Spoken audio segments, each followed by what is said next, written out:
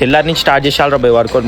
అన్నం మొత్తం కట్టు, అన్ని కట్టు, వాటర్ కట్టు, సాల్ట్ కట్టు, మొత్తం స్ట్రిక్ట్గా చేసేయాలని చెప్పేసి మొత్తం ఆమాం చేసుకుంటారు. How to lose belly fat, పొట్టని ఎట్లా కరియాలి. బాగానే సర్చ్ చేస్తున్నావు, వర్కౌట్లు బాగానే పడుతున్నావు, వర్కౌట్లు చేస్తున్నావు. మరి డైట్ ఎవడు చేస్తాడు? మీ తాత చేస్తాడా? నువ్వు వర్కౌట్ చేసేదానికంటే డైట్ మీద డబల్ ఫోకస్ చేయాలి. నువ్వు ఉత్తి వర్కౌట్లు చేసి సైడ్ ఫ్యాట్ పోవాలి, ఒబెసిటీ మొత్తం తగ్గాలి, బెల్లీ ఫ్యాట్ మొత్తం పోవాలంటే తగ్గదు. ఎందుకు తగ్గుతుంది? నువ్వు డైట్ మీద కాన్సన్ట్రేట్ చేస్తలేవు.